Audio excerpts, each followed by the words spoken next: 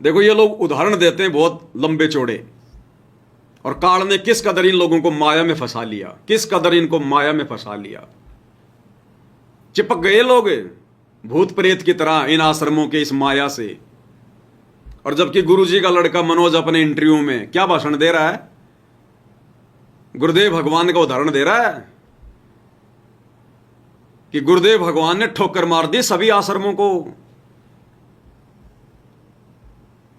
जब हमारे पूज्य गुरुदेव जी के मुंह बोले गुरुदेव तो आदरणीय राम देवानंद जी ने शरीर छोड़ा, तो गुरुदेव भगवान ने भी जाना था। तो गुरुदेव भगवान गए सतगुरु रामपाल जी।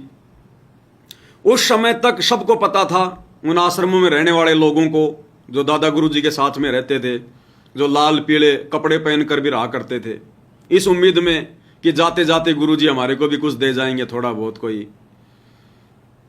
तो जब गुरु जी वहां गए तो आपस में वहां पर बातें करने लगे आश्रम वाले, मैन लोग, और क्या कहने लगे कि भाई अब तो ये सारी संपत्ति, सारा आश्रम, ये जितने भी आश्रम है दादा गुरु जी के 3-4, ये जितनी भी गाड़ियां हैं, ये तो सब रामपाल जी के पास चली जाएंगी, रामपाल जी के पास।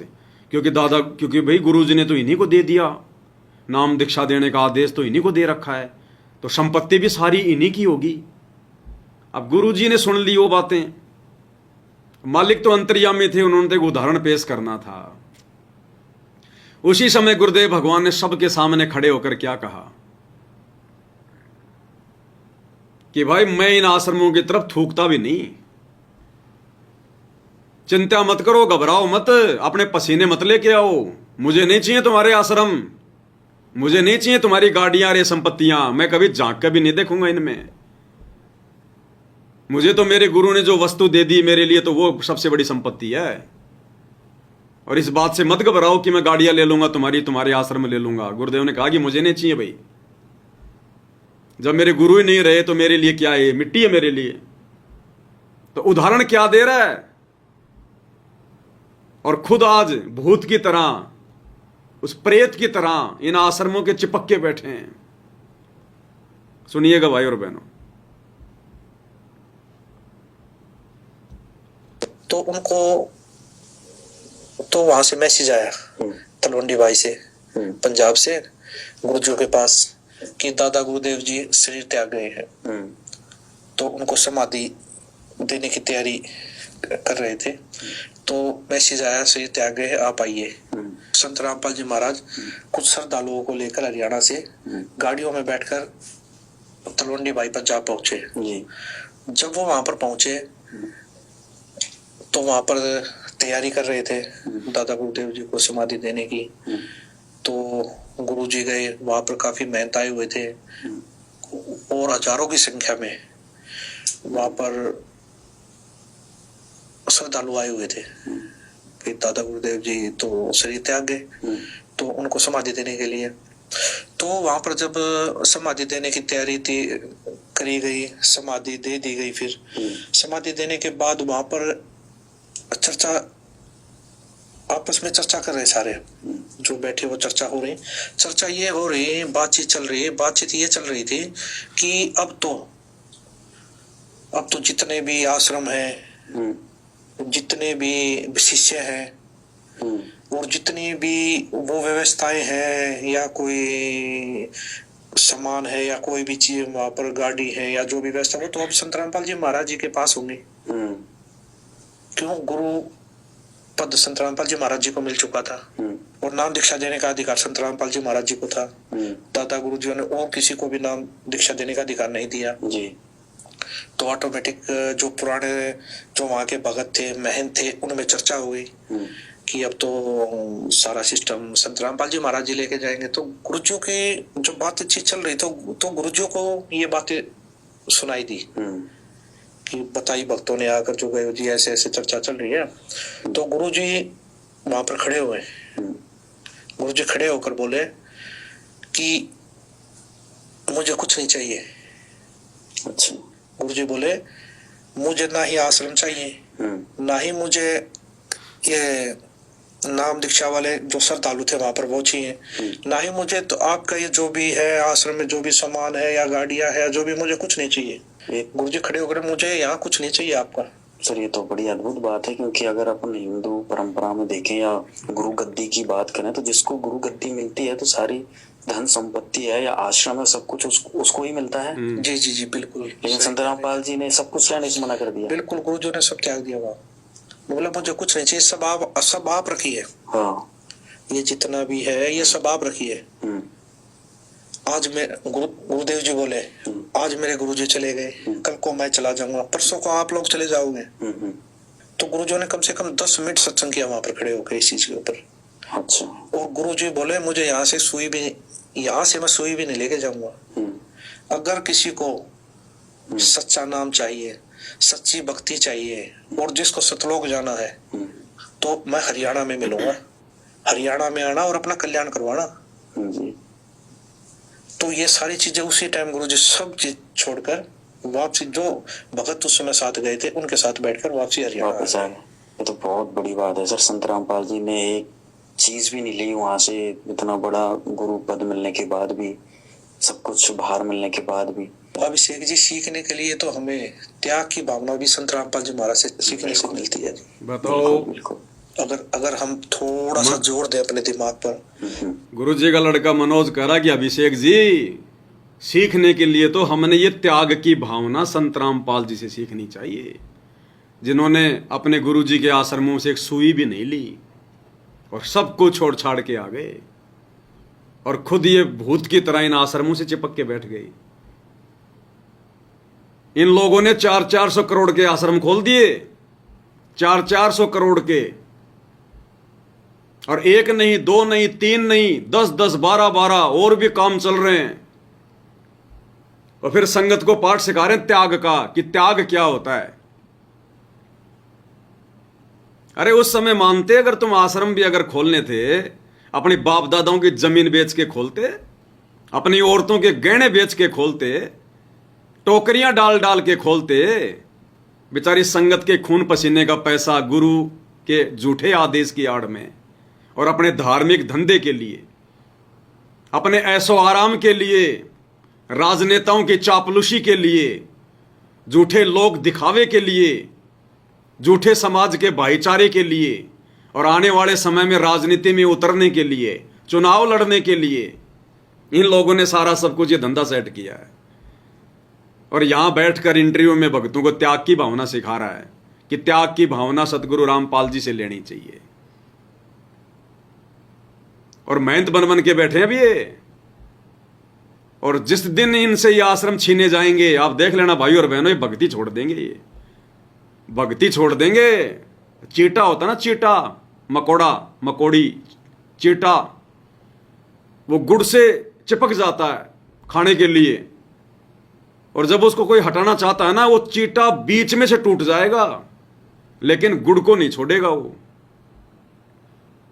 इसलिए परमात्मा कहते हैं माया का रस पिए कर हो गए डामाडोल।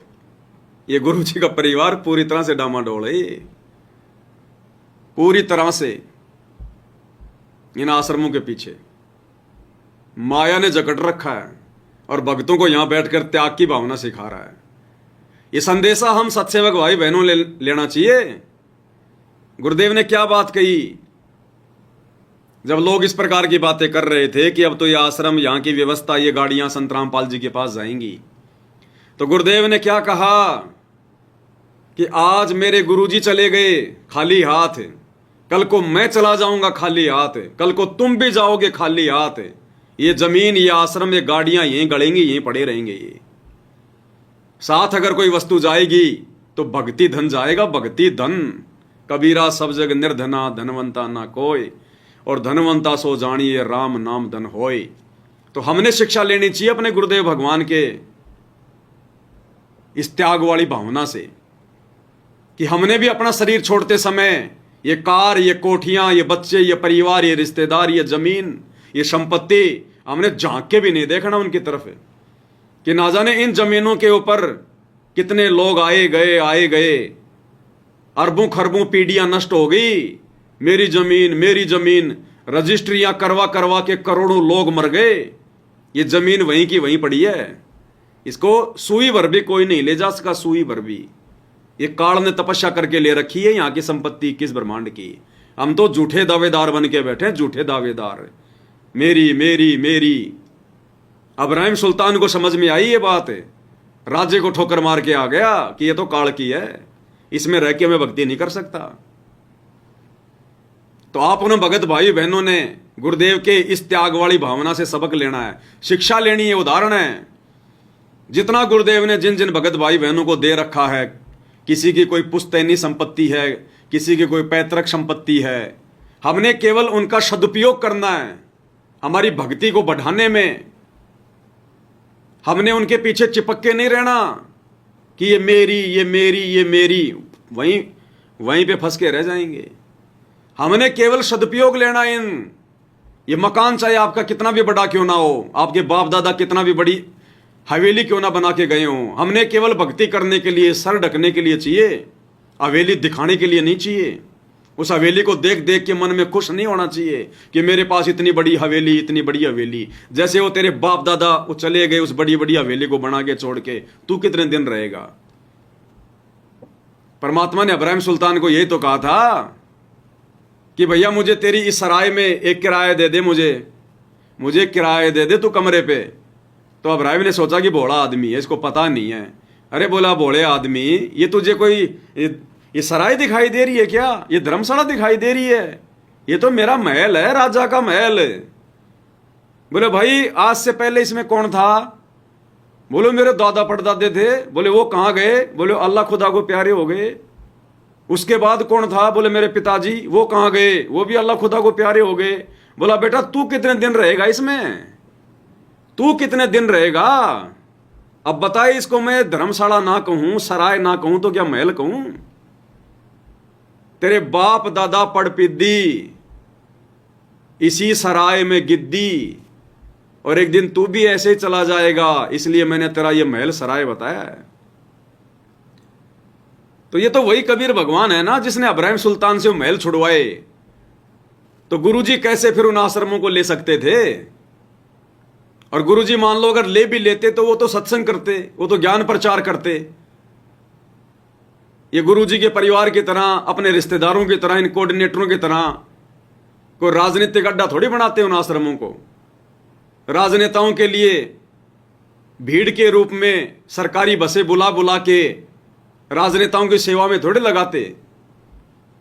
क्या काम सरकारी बसों का सतगुरु रामपाल जी के आश्रमों में? लेकिन राजनेता लोग यूज ले रहे इन आश्रमों को।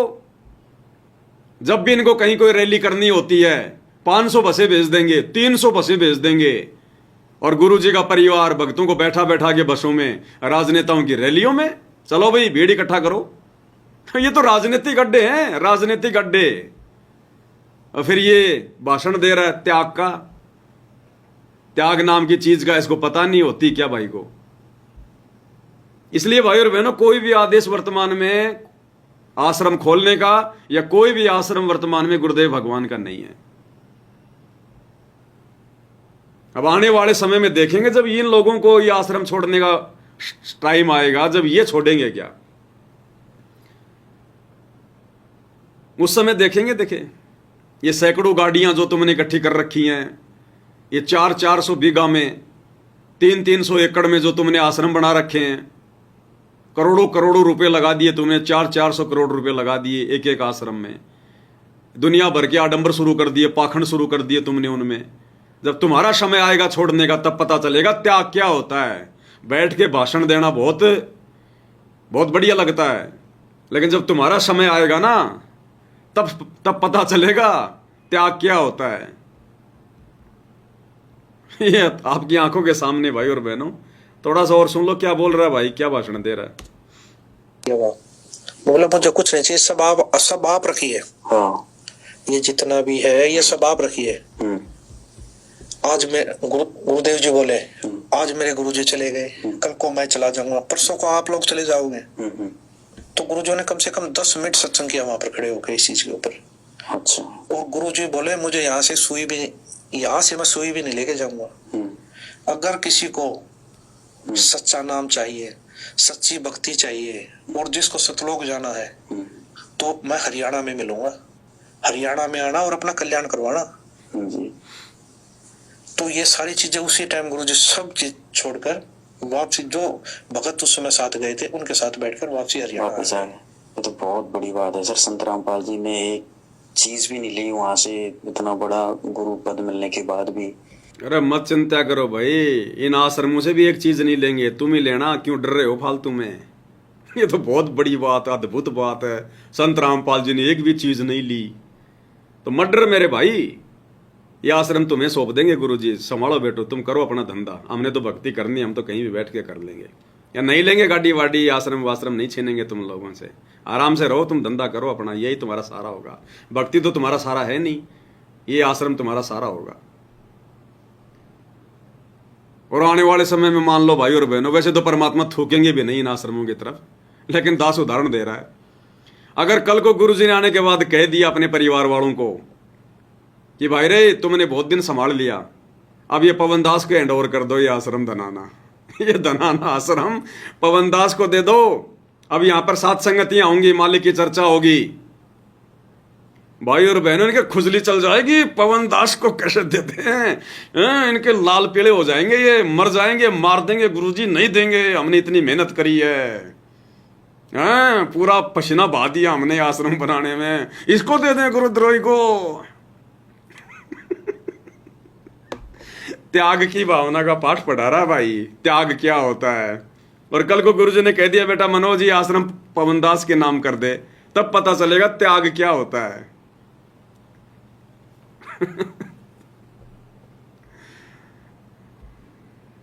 सब कुछ बाहर मिलने के बाद भी अभिषेक जी सीखने के लिए तो हमें त्याग की भावना भी संत रामपाल जी महाराज से सीखने को मिलती है। बिल्कुल बिल्कुल। अगर हम थोड़ा सा जोर दें अपने दिमाग पर, थोड़ा सा सोचें, थोड़ा सा क्या, तुम थोड़ा सा दिमाग पे जोर दे, फट जाएगा तुम्हारा दिमाग, भरा पड़ा इनमें गोबर, और कुछ नहीं समाएगा। इतना मोटा हो रहा है ये थोबड़ा, इसमें नहीं समाएगी और बात, मत सोच लेना, फट जाएगा ये। थोड़ा सा जोर दें। वापस आ गए। ये तो बहुत बड़ी बात है सर। संत रामपाल जी ने एक चीज भी नहीं ली वहां से, इतना बड़ा गुरु पद मिलने के बाद भी, सब कुछ बाहर मिलने के बाद भी। अभिषेक जी सीखने के लिए तो हमें त्याग की भावना भी संत रामपाल जी महाराज से सीखने को मिलती है। बिल्कुल बिल्कुल। अगर हम थोड़ा सा जोर दें अपने दिमाग पर, थोड़ा सा सोचें, तो इतना बड़ा त्याग करना, ये भी हमें संत रामपाल जी महाराज से सीखने को मिलता है जी। आज तक इतना बड़ा त्याग करना, अरे नालायकों, वे परमात्मा है, परमेश्वर हैं, उनके लिए तो कुछ भी नहीं है। जब उन्होंने 21 ब्रह्मांड काल को दे दिए, उन 21 ब्रह्मांडों के आगे वो 5 आश्रम क्या हैं? ये परमात्मा मान रहे हैं। अरे जिन्होंने 21 ब्रह्मांड का त्याग कर दिया, उस 21 ब्रह्मांड के अंतर्गत ही तो हैं ये 5 आश्रम, छोटे से दिखाई भी ना दें। जब भगवान ने 21 ब्रह्मांड का त्याग कर दिया, काल को दे दिया, और 7 शंख ब्रह्मांड अक्षर पुरुष को दे दिया, त्याग कर दिया, ये वही परमात्मा है सतगुरु रामपाल जी के रूप में, बहुत बड़ा त्याग कर दिया। बस इतनी महिमा क्या भगवान की। इनको तो भाई और बहनों अचंभा हो रहा है कि संत रामपाल जी ने छोड़ कैसे दिया। इनकी नजरों में तो छोड़ना नहीं था, सतगुरु रामपाल जी ने चिपक के रहना था। बहुत बड़ा त्याग कर दिया। में मिलूंगा, हरियाणा में आना और अपना कल्याण करवाना जी। तो ये सारी चीजें उसी टाइम गुरुजी सब चीज छोड़कर वापसी, जो भगत उस समय साथ गए थे उनके साथ बैठकर वापसी हरियाणा वापस आ गए। ये तो बहुत बड़ी बात है सर। संत रामपाल जी ने एक चीज भी नहीं ली वहां से, इतना बड़ा गुरु पद मिलने के बाद भी, सब कुछ बाहर मिलने के बाद भी। अभिषेक जी सीखने के लिए तो हमें त्याग की भावना भी संत रामपाल जी महाराज से सीखने को मिलती है। बिल्कुल बिल्कुल। अगर हम थोड़ा सा जोर दें अपने दिमाग पर, थोड़ा सा सोचें, तो इतना बड़ा त्याग करना, ये भी हमें संत रामपाल जी महाराज से सीखने को मिलता है जी। आज तक तो गुरु गद्दियों की बात करें तो दूसरे जो संगठन है या दूसरे जो पंथ है उन पे तो महाभारत हो जाती है गुरु गद्दी को लेके, लेकिन संत रामपाल जी महाराज ने तो हाथ तक भी नहीं लगाया इन चीजों। अभिषेक जी, एक बात और बताना चाहूंगा मैं। जी।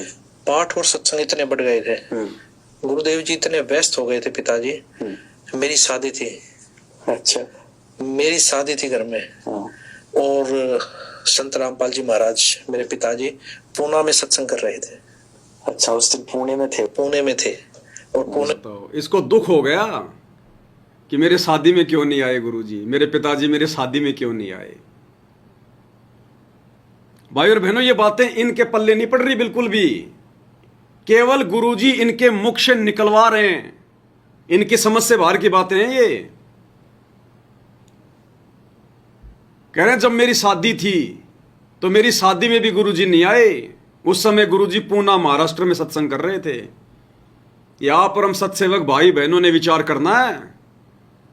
कीट न जाने भृंग को सतगुरु कर ले आप समान। और जब तक हम सतगुरु के समान नहीं बनेंगे, हालांकि वे पीव हैं, परमात्मा है, और जीव कभी पीव नहीं बन सकता, लेकिन उनके जैसे गुण हमने धारण करने पड़ेंगे जो उन्होंने यह भूमिका निभाई एक भगत की। इसलिए दास आप लोगों को इतने वर्षों से कहता हुआ आ रहा है, मालिक के आशीर्वाद से, ज्ञान आधार से, कि यदि हमने भक्ति मार्ग पर सफल होना है तो अपने गुरुजी के भगत वाले जीवन को देखना पड़ेगा। और ये मनोज वही बात बता रहा है कि गुरुजी मेरी शादी में भी नहीं आए। उस समय गुरुजी पूना में सत्संग कर रहे थे। फिर आज हम भगत भाई बहन रिश्तेदारों में, रिश्तेदारियों में, व्याह में, शादी में, प्रोग्राम में क्यों जा रहे भाई? गुरुजी से क्या शिक्षा ली फिर हमने? क्या शिक्षा ली? ये व्यर्थ की परंपराएं हैं, ढोंग है, पाखंड है, समय की बर्बादी है। परमात्मा ने विधि बता दी, रमेणी भगत आपस में मिलकर, अगर परमात्मा ने संयोग जोड़ रखा, संबंध जोड़ रखा है, तो बहुत ही सिंपल सादे तरीके से।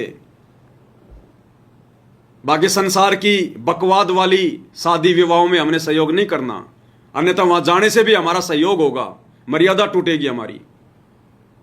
तो बताओ, गुरुजी तो अपने छोटे बेटे की शादी में भी नहीं आए। उस समय महाराष्ट्र चले गए सत्संग करने। गुरुजी को तो लोक लाज नहीं सताई। गुरुजी ने तो नहीं देखा रिश्तेदार क्या कहेंगे, क्या नहीं कहेंगे, मेरे बच्चे क्या सोचेंगे, मेरे परिवार वाले क्या सोचेंगे। और इन्हीं सब बातों को लेकर गुरुजी का परिवार गुरुजी से खुंदस खाए बैठा था, गुरुजी से दुखी था, गुरुजी के पैर खींचता था इन्हीं सब बातों से।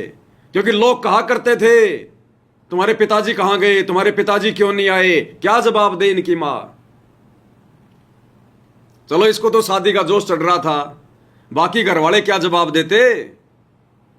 उनको तो लोकलाज सता रही थी ना। तो गुरुदेव ने कितना बड़ा उदाहरण पेश किया आप और हमें समझाने के लिए कि भक्ति करके यहां से पीछा छुटाओ। आज एक रिश्तेदार की शादी में जाओगे, कल को दूसरे के भी होगी, वहां भी जाना पड़ेगा। नहीं गए तो फिर तुम दोगले कहलाओगे, और चले गए तो मर्यादा सुरक्षित नहीं रहेगी। ये उदाहरण पेश किए गुरुदेव ने। आप और हमने शिक्षा लेनी चाहिए, सत्सेवक भाई बहनों ने। हमारे समझ में आएंगी ये बातें, इनके समझ में नहीं आएंगी। तो कह रहा है मेरी शादी में भी नहीं आए गुरुजी। पर हम थोड़ा सा जोर दें अपने दिमाग पर, थोड़ा सा सोचें, तो इतना बड़ा त्याग करना, ये भी हमें संत रामपाल जी महाराज से सीखने को मिलता है। जी। आज तक तो गुरु गद्दियों की बात करें तो दूसरे जो संगठन है या दूसरे जो पंथ है उन पे तो महाभारत हो जाती है गुरु गद्दी को लेके, लेकिन संत रामपाल जी महाराज ने तो हाथ तक भी नहीं लगाया इन चीजों। अभिषेक जी, एक बात और बताना चाहूंगा मैं। जी। पाठ और सत्संग इतने बढ़ गए थे, गुरुदेव जी इतने व्यस्त हो गए थे पिताजी, मेरी शादी थी। अच्छा। मेरी शादी थी घर में। हाँ। और संत रामपाल जी महाराज मेरे पिताजी पूना में सत्संग कर रहे थे। अच्छा। दूसरी बात, इसकी शादी थी, इसने रमणी नहीं करी भाई और बहनों।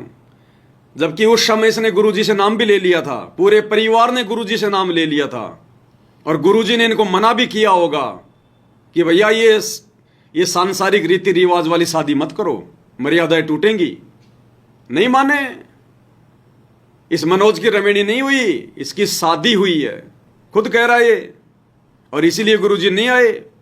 आशीर्वाद देने के लिए। इसीलिए गुरुजी नहीं आए आशीर्वाद देने के लिए। अगर ये रमेणी करता तो कहां करता, इसको आश्रम में करनी पड़ती रमेणी। रमेणी के लिए ये परिवार तैयार नहीं था। अब रमेणी नहीं कर रहे हो तो गुरुजी भैया पाखंड में पाव नहीं देते। तो गुरुजी ने मना कर दिया, नहीं आए गुरुजी, क्योंकि रमेणी ये करने को तैयार नहीं थे। इनको समाज की लोकलाज का भय था, लोग क्या कहेंगे, रिश्तेदार क्या कहेंगे, और भगत बने बैठे सारे के सारे। तो नहीं आए गुरुजी कि भैया रमेणी करोगे तो ठीक है, मैं आशीर्वाद देने आ जाऊंगा, अन्यथा मैं तो नहीं आऊंगा तुम्हारी शादी विवाह में। तो नहीं आए परमात्मा। पाठ और सत्संग इतने बढ़ गए थे, गुरुदेव जी इतने व्यस्त हो गए थे पिताजी। मेरी शादी थी, अच्छा, मेरी शादी थी घर में, और संत रामपाल जी महाराज मेरे पिताजी पूना में सत्संग कर रहे थे। अच्छा, उस दिन पुणे में थे? पुणे में थे, और पुणे में सत्संग कर रहे थे वो। मतलब अभी शादी में भी नहीं आए हो? जी, वो जन कल्याण के लिए, विश्व कल्याण के लिए इतने समर्पित हो चुके थे कि उनको ये भी ध्यान नहीं था कि आज मेरे लड़के की शादी है। ओहो, बहुत ही रोचक बात है सर आपने बताई। और बताओ अब ये क्या समझ रहे हैं गुरुजी को? मानुष कहते हैं मेरे पिताजी को, गुरुजी को ये भी ध्यान नहीं था कि आज मेरे बेटे की शादी है। मतलब गुरुजी को क्या समझ लिया इन्होंने? ये कहां से अंतर्यामी मानेंगे परमात्मा को? कहां से ये परमात्मा मानेंगे? कहते हैं मेरे पिताजी को यह भी नहीं पता था कि आज मेरी शादी है। अरे नालायकों, कोई इंसान तो भूल सकता है, कोई तेरे मेरे जैसा इंसान तो भूल सकता है। ये आचार्य शंकराचार्य की भूल पड़ सकती है क्या? सतगुरु रामपाल जी इस परमेश्वर को भी नहीं पता था कि आज मेरे बेटे की शादी है, आज मनोज की शादी है? कह रहा गुरु जी को भी पता नहीं चला कि आज मेरी शादी है। अब सोचो ये क्या मान रहे होंगे गुरु जी को। आने वाले समय में इनके इंटरव्यू देख देख के लोग हंसा करेंगे कि वह बहुत अच्छी कॉमेडी करके चला गया। अभी नहीं आया जी, वो जन कल्याण के लिए, विश्व कल्याण के लिए इतने समर्पित हो चुके थे कि उनको ये भी ध्यान नहीं था कि आज मेरे लड़के की शादी है। ओहो, बहुत ही रोचक बात है सर आपने बताई। और ये नोट कर ले, बहुत ही रोचक बातें हैं ये, दोबारा नहीं मिलेंगी सुनने को। बहुत ही रोचक बातें हैं। बताओ, ये कोई कॉमिक्स की बात चल रही है, कोई नोवेल की बात चल रही है क्या? रोचक बातें हैं, बहुत ही आनंद आ रहा है इसको तो ये बातें सुन सुन के। भी विचार नहीं करते, ये आनंद ले रहा है कि उनको ये भी ध्यान नहीं था कि आज मेरे लड़के की शादी है। ओहो, बहुत ही रोचक बात है सर आपने बताई। और ये संत रामपाल जी महाराज के जितने भी फॉलोअर्स हैं, उनके भक्त हैं, ये सारी जो बातें आपने अनसुनी बातें बताई, ये बहुत ही अद्भुत थी। और कहीं ना कहीं बहुत ज्यादा आज की हमारी चर्चा से बहुत सारे भक्तों की आंखें खुलेंगी तुम्हारी चर्चा से, आज की चर्चा से। तो ये राम कहानी है भाई और बहनों, त्याग की भावना का पाठ पढ़ा रहा है।